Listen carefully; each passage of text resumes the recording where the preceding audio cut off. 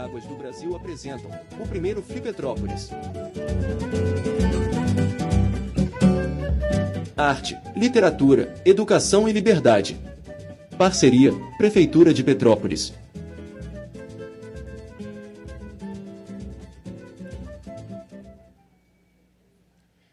Boa noite a todos, todas e todes.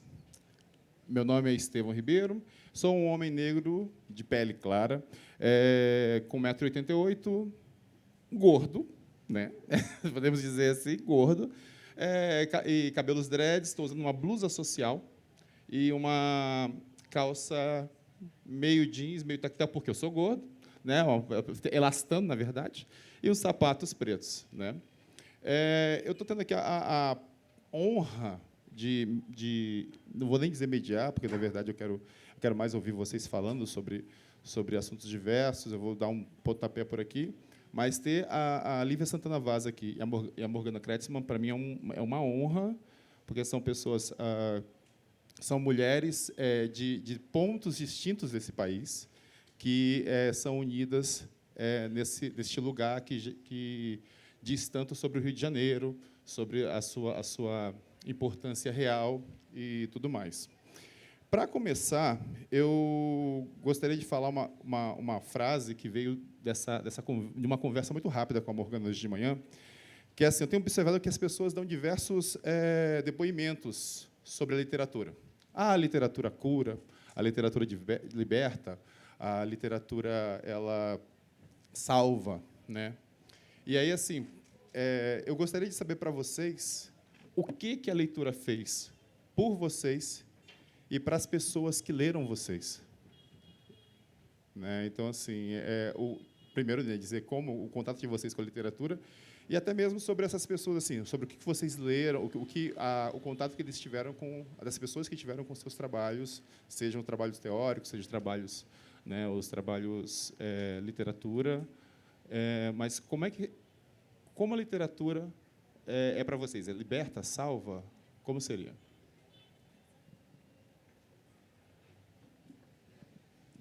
Bom, boa noite.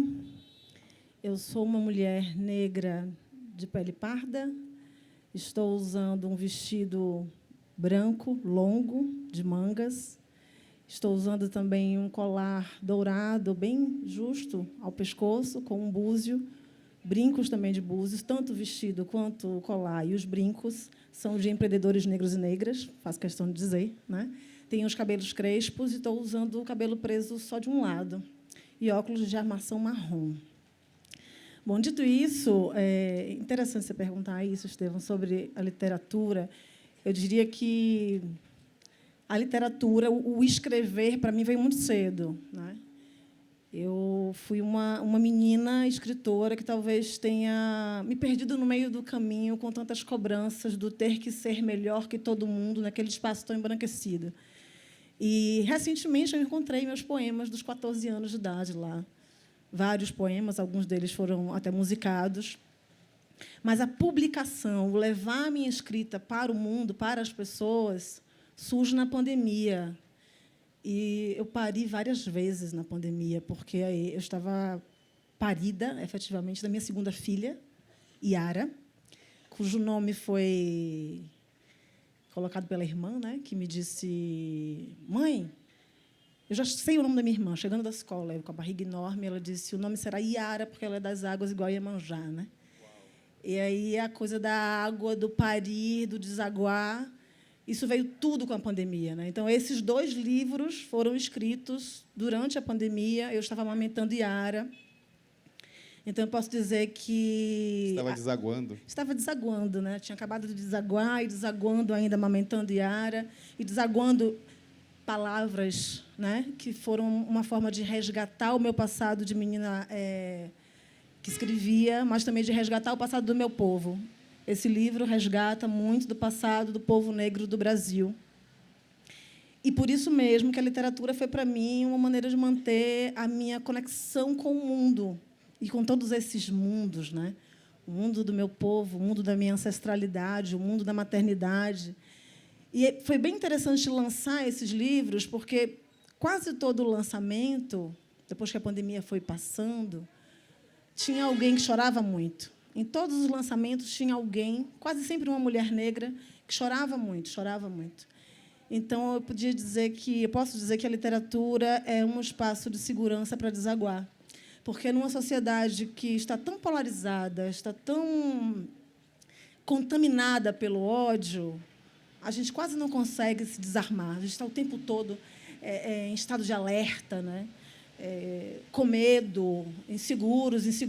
Então, foi um momento de me sentir segura para realmente desaguar. E essas pessoas que leem têm muito esse retorno para mim, né? Que, lendo o livro, principalmente A Justiça à Mulher Negra, que traz muito um resgate ancestral mesmo, desse lugar da mulher negra na sociedade brasileira, do como fomos torturadas, violentadas ao longo da história, Sônia, sem que isso levasse a nenhuma consternação, né? Seja do Estado, seja da sociedade, sem que isso fosse repassado a limpo. Então, é uma história de dor, mas é nessa encruzilhada da dor, porque a nossa ancestralidade também nos ensina isso, Morgana. Se a encruzilhada é um lugar de dor, é um lugar também de reciprocidade. É um lugar de encontro, né?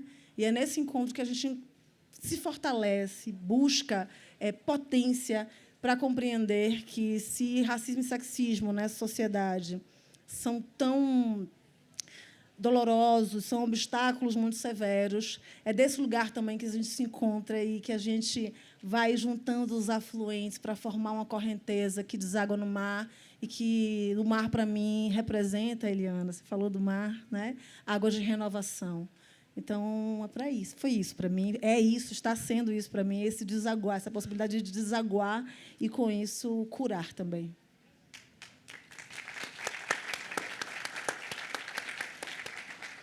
Morgana. Bom, eu sou uma mulher branca, de cabelos pretos. Eu estou vestindo uma calça jeans, um tênis claro, uma camiseta branca. Estou usando minhas guias de Exu e de Iemanjá. E acho que é isso. Boa noite a todos. Obrigado pelo convite, Afonso. Tom, querido, meu compadre, obrigada.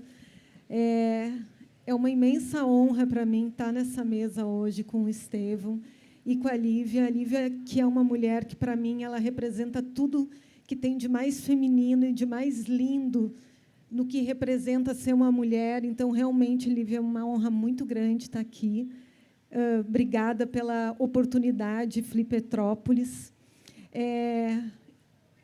O Paul Auster, né, ele acabou de morrer, e ele fala uma frase muito bonita, que, inclusive, eu tinha anotado nas minhas anotações que eu faço de vida, né, que ele fala que a literatura é solidão, mas o ato da leitura, ela permite a comunicação entre dois seres. E eu sempre fui uma menina muito tímida. Eu venho do interior profundo do Brasil, de um lugar muito, muito, muito pobre, que é a região noroeste do sul do Brasil, que fica na fronteira com a Argentina. Então, é um lugar que a gente nem sempre tinha coisas para se fazer, como numa cidade grande, tem oportunidade de diversão. Então, a leitura, muito cedo, para mim, ela foi um encontro, foi essa comunhão com o outro, principalmente nos momentos em que eu estava muito só, desde criança. Então, eu lembro de nem mesmo saber ler e pegar os gibis do meu pai e ficar imaginando as histórias e passar tardes inteiras sozinha fazendo isso, né? Imaginando essas histórias. Eu acho que a literatura ela tem esse encontro íntimo, né, com o outro, que é o outro que escreve e eu que leio, né, ou eu que escrevo e você que lê. Então, ela chega nesse encontro íntimo. Então, eu acho que, para mim, a literatura ela tem muito disso, Estevão, dessa comunhão, desse encontro com a outra pessoa. E ela é um lugar, para mim, de total afeto, assim, de realmente me sentir acolhida desde sempre. Quem sabe eu tenha me encontrado como escritora racionalmente muito tarde, porque eu lanço meu primeiro livro já com quase 40 anos, que é o Alpoc, depois eu acabo ganhando um prêmio São Paulo.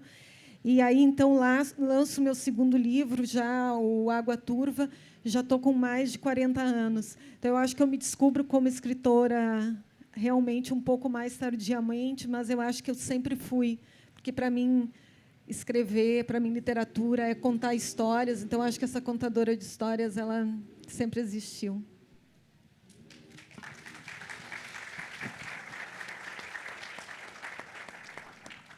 Sobre o seu livro Alpó e sobre o trabalho da Lívia, eu acho que eles convergem para alguns temas muito pesados, muito corriqueiros na vida das mulheres. E assim, eu queria trazer aqui uma fala da Conceição, um trecho de uma fala da Conceição, que fala que se tem um lugar onde o homem negro e o homem branco se encontram, né, ou se equiparam, eles têm quase que o mesmo peso, no machismo, né? E você quase que respondeu o que eu estava preparando para aqui quando você começou a falar sobre essas confluências das mulheres. E aí eu queria saber sobre no que as mulheres, e aí a gente dentro de uma gama de diversidade de mulheres, aonde elas se equiparam, né? Onde elas estão, onde é um ponto não pacífico ou caótico entre elas, onde todas elas passam pela mesma coisa, seja a branca, a negra, do norte do país, do sul do país. Onde vocês acham que essas mulheres se encontram, se equiparam, em comparação, ou até mesmo em uma desequivalência, a essa intensidade do homem negro, né? Do homem negro e o homem branco, que se compara no machismo como um ponto pacífico e caótico. Aonde as mulheres se equiparam? Vamos lá, Estevão. Uma pergunta bem importante e complexa até, porque há uma discussão muito grande nos movimentos negros, né, sobre o lugar do homem negro, de que forma é que o homem negro acaba reproduzindo machismo, sexismo contra mulheres negras também, e por isso que eu falei em encruzilhada, né? A Sueli Carneiro tem uma fala muito importante quando ela diz que ser uma mulher negra na nossa sociedade é viver uma espécie de asfixia social, porque se as políticas de promoção da igualdade racial evoluem, o sexismo nos prende, nos engessa a nós, mulheres negras. E, se evoluem as políticas de gênero, de igualdade, de equidade de gênero, o racismo nos aprisiona. Então, é muito importante, e eu vou lembrar de uma outra intelectual muito importante, maravilhosa, a Audre Lorde, quando ela diz assim: quando eu falo das diferenças, não é para nos separar, é para nos aproximar. A quem interessa a divisão das mulheres. Então, por óbvio que nós nos encontramos, sim, nessa opressão. Vivemos numa sociedade sexista, machista, misógina, patriarcal, mas eu posso dizer que nós vivemos numa estrutura de racismo patriarcal. Então, é importante que mulheres brancas, e aí falando de novo das diferenças, compreendam o seu papel na luta antirracista. Não dá para falar de feminismo que não seja antirracista, porque senão não é feminismo, senão não busca igualdade, senão as mulheres brancas estarão se apoiando no privilégio da sua branquitude. É fundamental que a gente tenha essa possibilidade de nos engajarmos, todas nós mulheres, mas sabendo das vicissitudes e das opressões que vão atravessar mulheres negras, indígenas, quilombolas, nortistas e nordestinas, né? Quando a gente fala em produção cultural, literária, existe um centro, né, no sul-sudeste do país que muitas vezes desconsidera a produção nortista e nordestina. Então, todas essas intersecções precisam ser reconhecidas para que a gente possa caminhar para uma democracia, para uma justiça de olhos desvendados.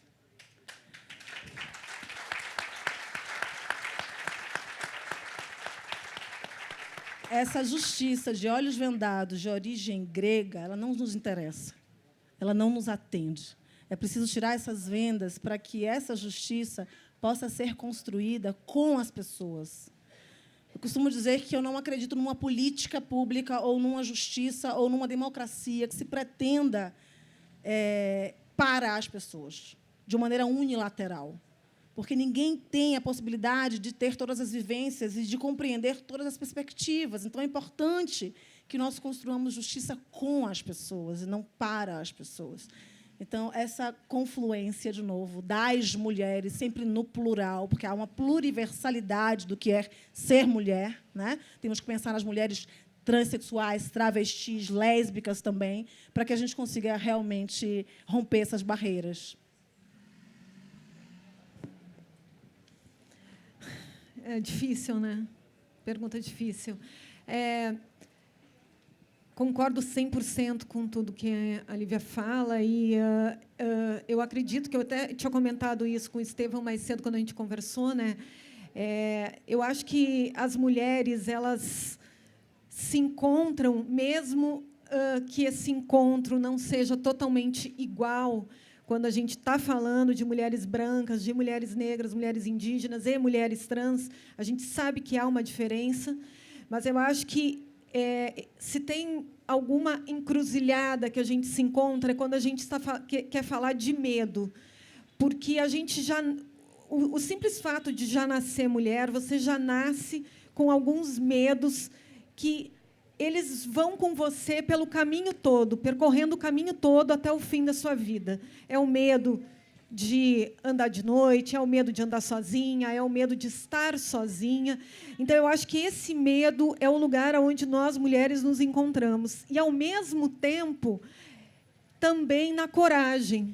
Porque eu acho que o simples fato de nascer, de ser mulher, já nos torna muito mais corajosas, porque a gente precisa ter essa coragem, buscar essa coragem, encontrar essa coragem, seja onde for, desde o momento em que a gente se entende como mulher.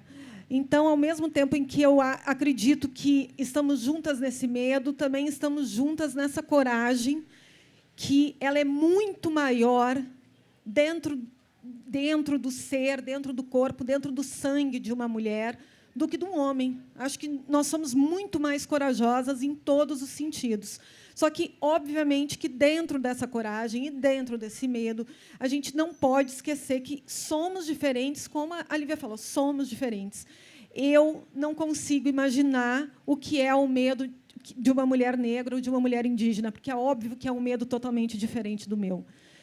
Então, eu acho que, nesse sentido, a gente pode estar em caminhos iguais, tentando encontrar objetivos iguais, mas é óbvio que a gente precisa conseguir também tentar entender, mesmo não conseguindo estar no lugar, mas tentar entender que, sim, a gente passa por situações e também por crimes, inclusive.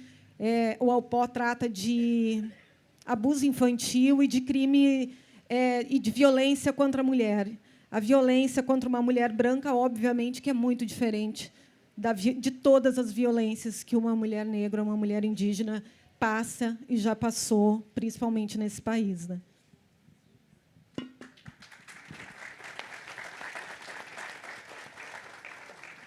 Lívia, a sua trajetória na vida acadêmica, como jurista, mulher preta, é atravessada por diversas histórias, né? Obviamente, você conhece muitas histórias, você tem acesso a muitas histórias. Essas histórias, você já, agora que eu soube que você é uma poeta, tinha um poeta escondido aí, né, atrás da toga, né? Você pensa em, de alguma forma, trazer algumas dessas inspirações, ou seja, essas histórias, esses casos que você já viveu, já te inspiraram a escrever algo como romance, contos? Pretende fazer algo a respeito? Para dar spoiler, né? Exato, daqui sabendo. Ele está atrás do spoiler. Então, são muitas histórias, e, quando eu comecei a contar as minhas histórias, muitas mulheres, muitas meninas, né, negras principalmente, se sentiram tocadas, desaguaram, vieram conversar, que passaram pela mesma experiência, que ainda passam pela mesma experiência em 2024. Isso é muito doloroso. Eu recebo diariamente, Estevão, na promotoria, histórias, relatos de racismo nas escolas. Eu costumo dizer que crianças, no Brasil, elas são obrigadas a enfrentar o racismo na primeira infância, sem nem sequer entenderem do que se trata, elas não sabem nem nominar. né? Então, essas histórias todas me atravessam, porque são a minha história também.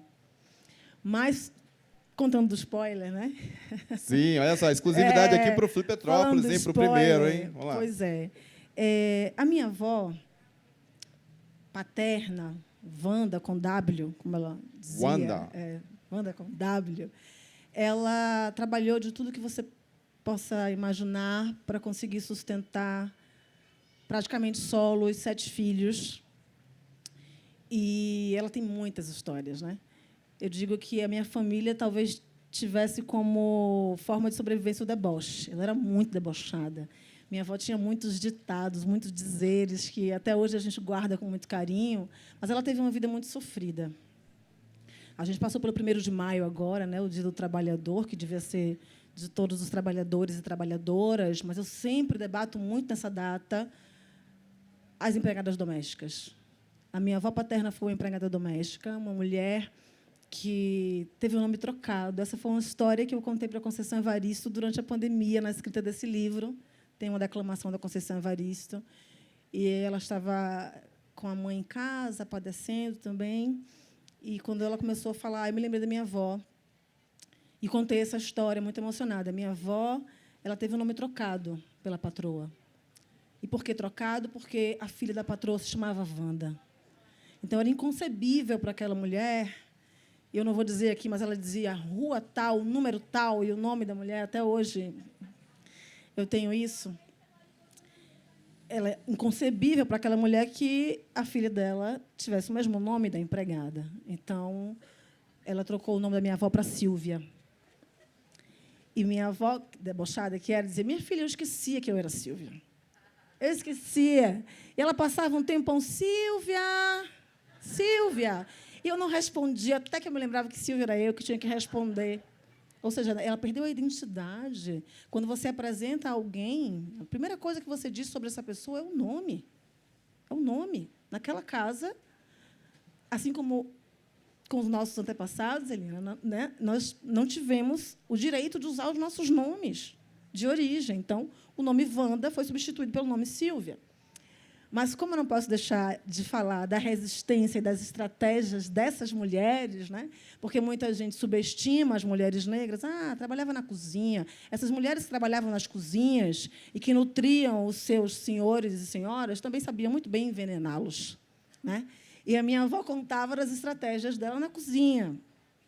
No dia em que tinha carne, eram muitos empregados nessa casa, no dia em que tinha carne, ela cantarolava uma música específica, e todos os outros empregados e empregadas da casa ficavam sabendo que mais tarde tinha carne de sobra para eles comerem, né? Então, essas estratégias a gente vai aprendendo. Então, o spoiler é esse, o romance é sobre a minha avó, mas não é um romance que eu quero que seja muito tão factível, assim, tão preso aos fatos. E aí eu começo dizendo que é um romance inspirado em fatos imaginários e em memórias reais. É isso.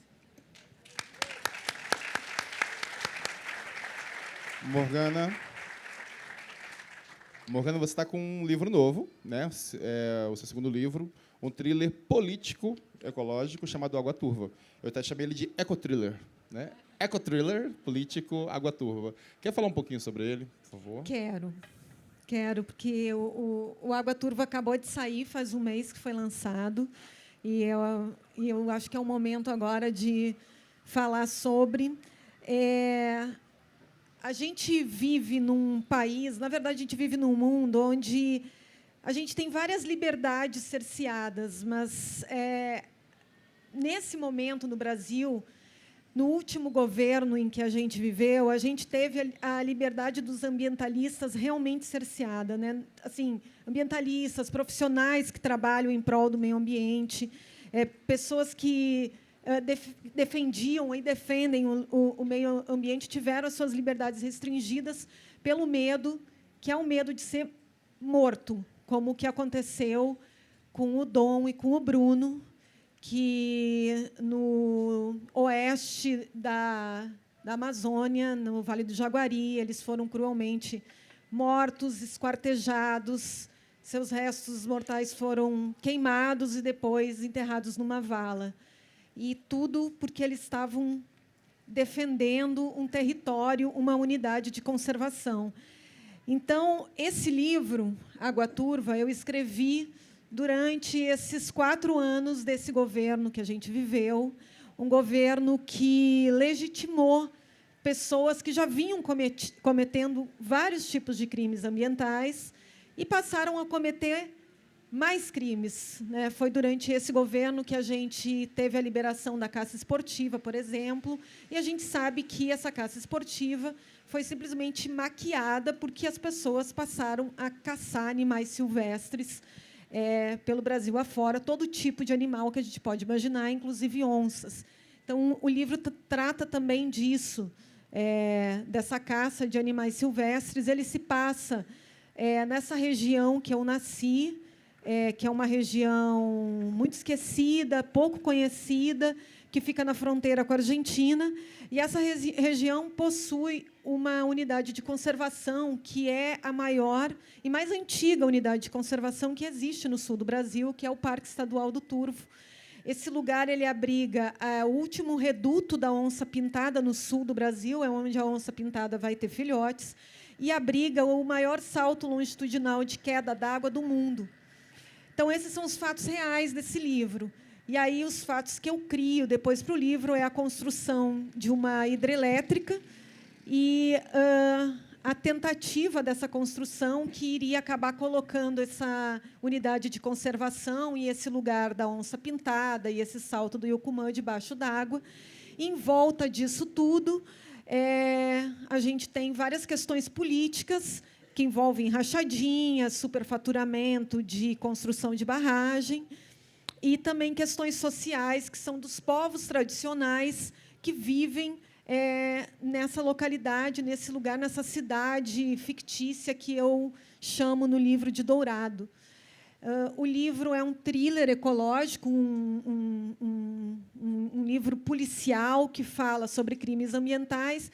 A gente tem 3 protagonistas, que é a Chaia, que é uma guarda florestal, a Olga, uma jornalista, e a Preta, que é uma líder de um grupo de caçadores e de contrabandistas. Essas 3 mulheres, elas são inimigas num primeiro momento e depois elas acabam se unindo para defender esse lugar contra esses políticos e esses homens poderosos que estão tentando realmente acabar com o Parque Estadual do Turvo.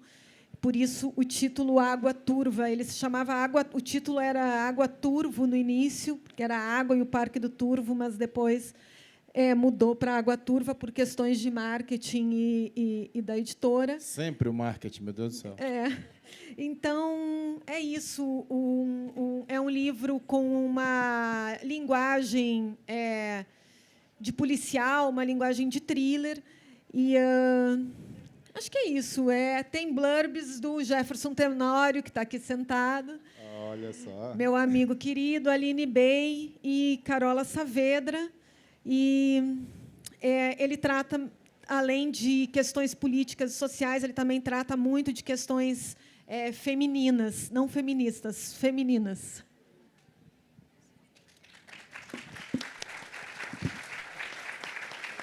E o livro está para vender na livraria. Queria sair um pouco, não sair totalmente da literatura, mas falar sobre conteúdos baseados, ou seja, em histórias reais. Eu queria... Existe uma palavra que está muito em evidência hoje, é uma palavra que é o gatilho, né? O gatilho, engatilhar, gatilho. O BBB teve um monte de gatilhos, etc, etc.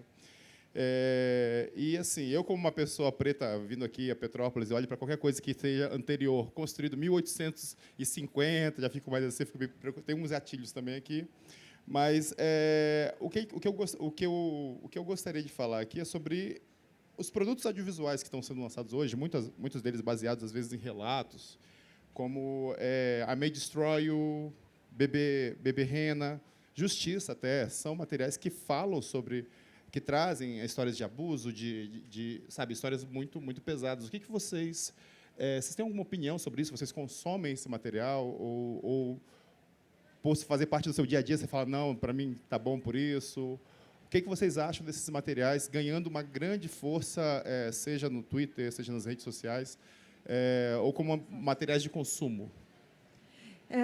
Então, a gente entrou num debate, principalmente literário, ou de quem trabalha com o livro e com a literatura, depois da censura que o Jefferson sofreu com O Avesso da Pele, e começou a se discutir, inclusive professoras e professores do ensino médio começaram a discutir se não seria uma saída ter um aviso, um disclaimer, frente, né? Classificação indicativa, né? Falando ou classificação indicativa ou falando de gatilhos, né? No caso do livro do Jefferson, poderia falar de gatilhos. No caso do Alpó, meu primeiro livro, falaria de gatilhos, porque trata de abuso infantil, teria que estar lá, gatilho, abuso infantil. Como tem nas séries e nos filmes, como isso já está acontecendo, né? Eu, sinceramente, acredito que, na literatura, se você colocar na capa de um livro ou nas primeiras páginas de um livro gatilho, você já está entregando algo que você já está carimbando, algo que pode ser que o seu leitor não veja dessa maneira. Tem gente, por exemplo, que lê Alpó e consegue ler até o final e não tem gatilhos. Tem muitas mulheres e homens que começam a ler e, a primeira cena do livro é uma cena de abuso infantil. Para de ler ali e já não consegue mais ler.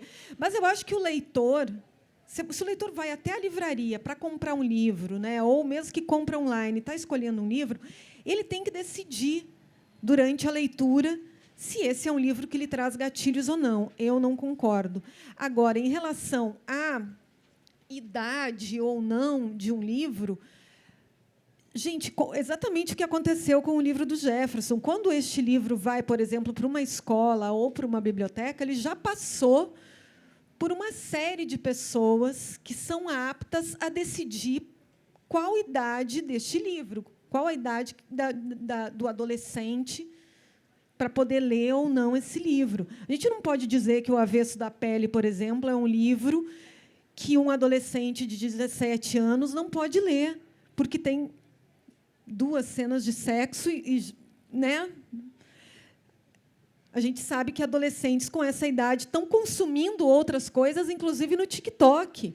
Estão vendo outras coisas na televisão, estão conversando, estão fazendo outras coisas. Não dá para achar que um adolescente de 17 anos não pode ler um livro que tenha uma cena de sexo, mesmo sendo uma cena que, inclusive, é uma cena bem feita, é uma cena artística. Não tem absolutamente nada de errado nisso. Então, eu realmente, na minha opinião, eu acho que, para a literatura, isso não funciona. E depois é muito importante pensar, Morgana, quem vai classificar o quê e como, né? Porque, Paloma, dá medo de pensar nessa classificação, porque eu tenho enfrentado na promotoria de combate ao racismo, como foi dito aqui no início, eu tenho 8 anos nessa promotoria. E é muito cotidiano, né, receber casos de racismo na infância, entre alunos, né, de professor para aluno e vice-versa, enfim. E é muito impressionante pensar que as escolas no Brasil não conseguem desenvolver uma educação antissexista, antirracista, né? É necessário que nós possamos participar, inclusive, toda a comunidade escolar, não apenas os profissionais da educação, mas toda a comunidade escolar, e os pais e mães têm um papel fundamental nisso. Mas o que eu tenho percebido é um papel ao contrário, Sérgio. Eu tenho recebido casos de pais que querem decidir o que a escola vai usar como material didático, quais são os livros que serão lidos. Eu tenho um caso que vocês devem estar acompanhando, não posso falar, porque eu estou atuando, mas está nas redes sociais.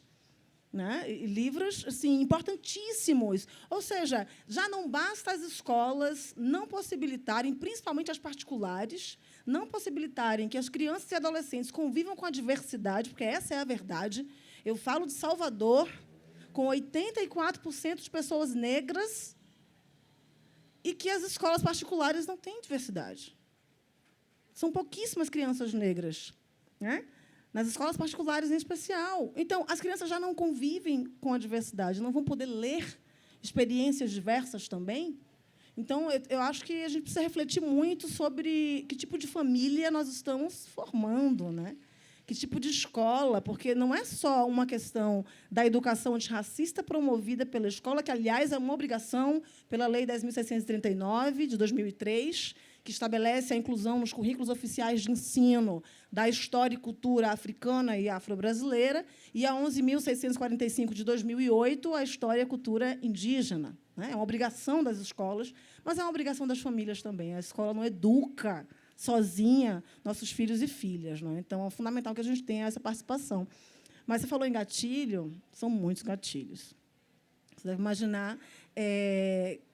o sistema de justiça brasileiro hoje tem 5,4% de mulheres negras. Né? As mulheres negras são o maior segmento social, com 28% da população brasileira. Então, você deve imaginar os gatilhos que eu não passo só de andar nos corredores e não me enxergar, né? Só de todas as vezes que eu tenho que passar por uma lista de controle, que meu nome não está na lista e que eu não posso entrar. Né? Já passei por isso inúmeras vezes, quando eu estou indo palestrar. A pessoa quer achar o meu nome na lista de inscritos. Eu digo, não estou inscrita, eu vim palestrar. Né? São muitos gatilhos. Mas aí eu me lembrei desse poema da Maya Angelou. Não está completo aqui, mas eu queria ler esse trechinho. Ela diz assim: você pode me marcar na história com suas mentiras amargas e distorcidas. Você pode me esmagar na própria terra, mas, ainda assim, como a poeira, eu vou me levantar. Assim como as luas e como os sóis, com a certeza das marés, assim como a esperança brotando, ainda assim eu vou me levantar. Você pode me fuzilar com suas palavras, você pode me cortar com seus olhos, você pode me matar com o seu ódio, mas, ainda assim, como o ar, eu vou me levantar. Saindo das cabanas da vergonha da história, eu me levanto. De um passado enraizado na dor, eu me levanto. Sou um oceano negro, vasto e pulsante, crescendo e jorrando, eu carrego a maré. Abandonando as noites de terror e medo, eu me levanto. Para um amanhecer maravilhosamente claro, eu me levanto. Trazendo as dádivas que meus ancestrais me deram, eu sou o sonho e a esperança dos escravos. Eu me levanto, eu me levanto, eu me levanto.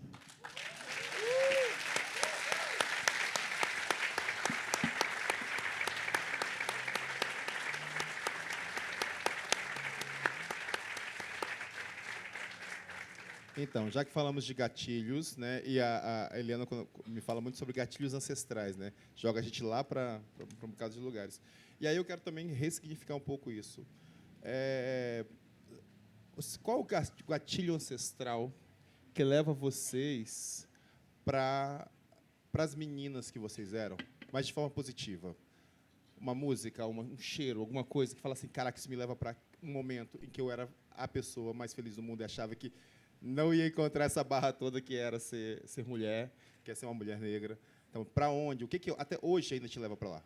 O que você... Aquela coisa da a menina dança, sabe? Em algum lugar a menina dança. Aonde? Que elemento é a máquina do tempo de vocês?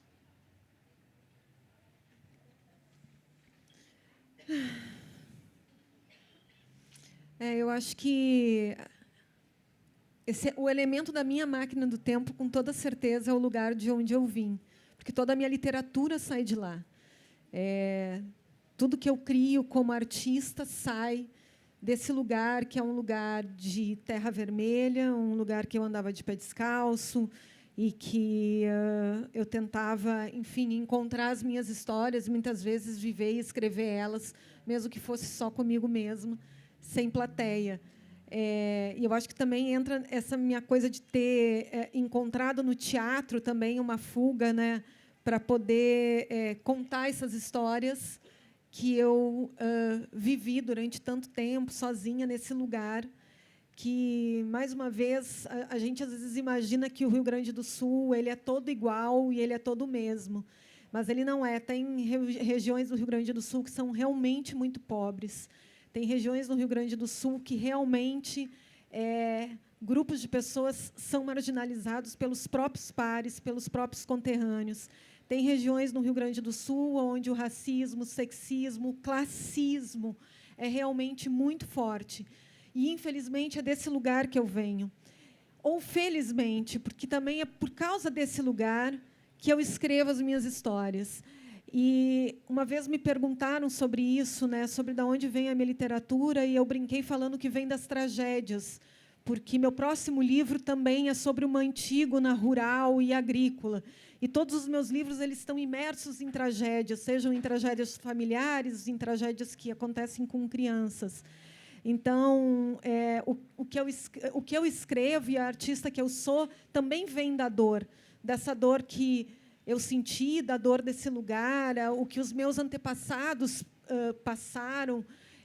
Meu avô, ninguém chamava meu avô pelo nome, porque o meu avô tinha a pele mais escura, ele era chamado de caboclo. Porque ele era pobre e leiteiro, ele era chamado de caboclo leiteiro. Ninguém chamava ele pelo nome. Armin Siebert.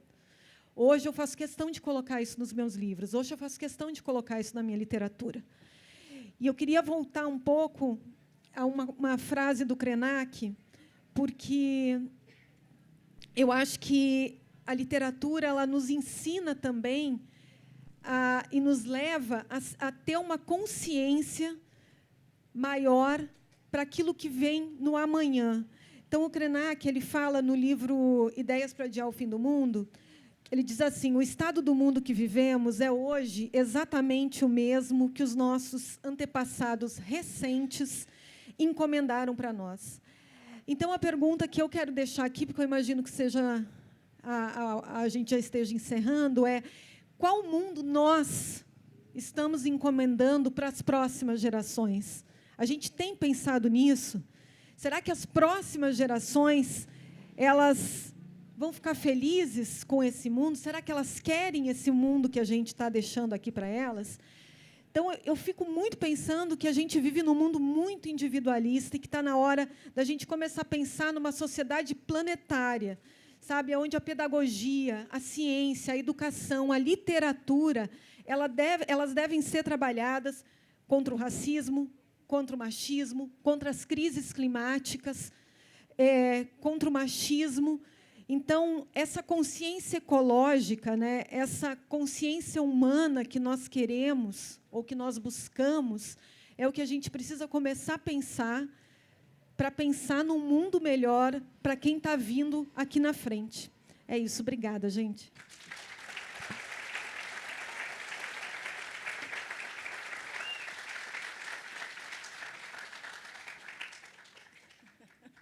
Lembra da pergunta? Claro que eu lembro. Estava pensando nela e já com os olhos cheios de lágrimas aqui. Mas, enfim, deixa eu respirar, que eu vou conseguir responder. Vamos desague. Não vou desaguar, não. Vou tentar não desaguar. Mas você estava perguntando e a Morgana respondendo, e eu me lembrei do cheiro da fábrica de chocolate da Rua da Palestina, na Cidade Baixa, no Uruguai, que era onde morava minha avó, né? E a gente sempre ia lá, todos os finais de semana. Por que eu lembrei disso? Porque esse era um lugar seguro, porque, desde muito nova, eu frequentava essa rua, e todos os meus primos e primas, tios e tias, né? A minha avó, uma presença muito forte, imponente, e ali eu não conhecia o que era o racismo ainda. Aí eu não conhecia. Então, eu volto para esse lugar, né, dessa força de estar entre os meus e as minhas, sendo amada e festejada, celebrada por aquilo que eu sou, né? E isso me veio meu pai, né? Meu pai foi um homem muito carinhoso, eu tive um pai muito presente e nos dava muito colo, né? E eu me lembro que ele dizia: minha doce rebelde. Acho que mais rebelde do que doce. Mas doce rebelde é como eu vejo minhas filhas, né? E aí eu tenho muito essa lembrança do meu pai. Meu pai sabia trançar cabelos, né? E ele mexia muito nos nossos cabelos e elogiava, enfim. E ele trançou, chegou a ter a oportunidade de trançar a minha filha mais velha. A mais nova ele não conheceu, mas a mais velha ele trançou. E eu me lembrei, com isso tudo, né, de como esse pensamento circular, né, essa vivência circular que é tão nossa, né, como eu sofri no primeiro dia em que eu fui para a escola com o cabelo trançado. Muito. Eu, que era tal da doce rebelde, né, que sempre estava atenta para me defender, Nesse dia, eu passei a aula inteira de cabeça baixa, tá, das violências que eu sofri, né, verbais, principalmente, nesse dia. E quando a minha filha mais velha, pela primeira vez, pediu para trançar os cabelos, na hora eu não me lembrei, eu trancei. No dia seguinte, ela de farda, saindo para a escola, eu falei, meu Deus, me deu aquele gatilho. Aí eu disse, não vou deixar ela ir para a escola. E chamei ela, fiz, filha, tem certeza que você quer ir para a escola trançada? Não quer que a mamãe prenda o cabelo? Não, mãe, de jeito nenhum. De jeito nenhum. Eu disse, mas e se falarem alguma coisa? Se falarem mal? Falarem mal das minhas tranças, mãe? Mas o cabelo é meu, é uma segurança assim, que me tranquilizou naquele momento, né? E a mais nova, recentemente, vejam como esses gatilhos vão... A gente vai, de algum modo, ali... revivendo aquilo enquanto a gente cria nossas filhas, né? A minha filha mais nova tem um cabelo black bonito, né? E um dia ela acordou, eu fiz, filha, você vai com o cabelo assim para a escola? Ela fez, meu cabelo é maravilhoso. Maravilhoso. Eu disse, você tem razão, seu cabelo é maravilhoso.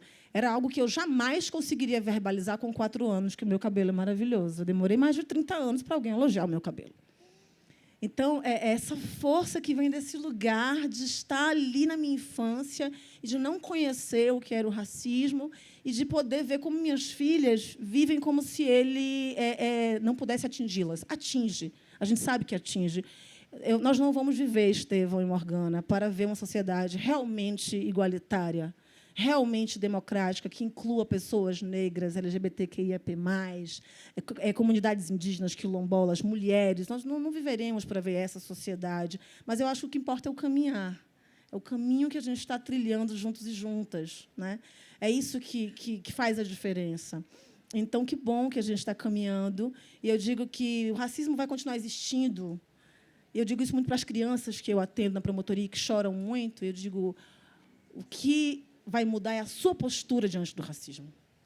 O racismo vai continuar lá, o sexismo vai continuar lá, mas a sua postura diante disso é que pode mudar essa realidade.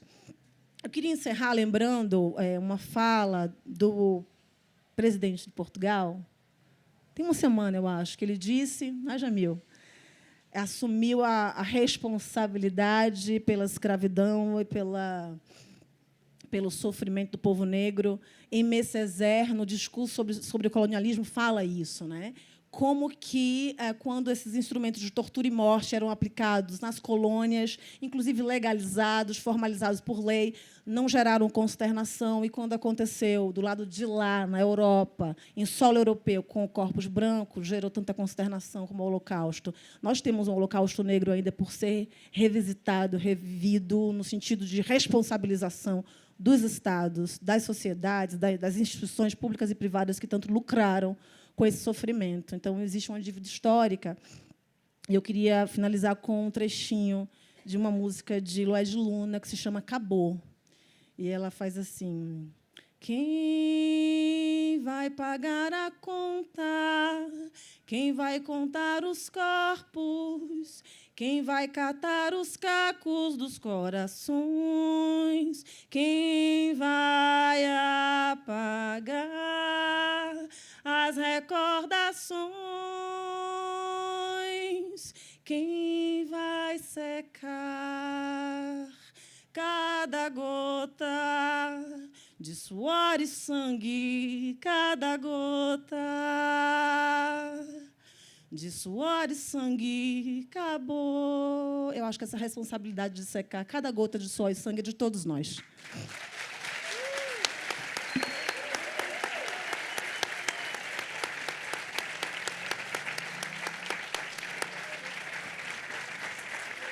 Bem...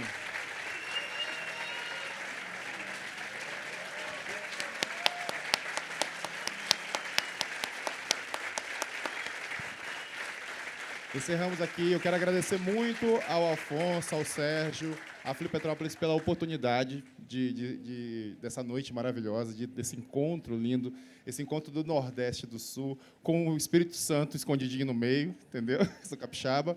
E muito obrigado pelas trocas. Tá?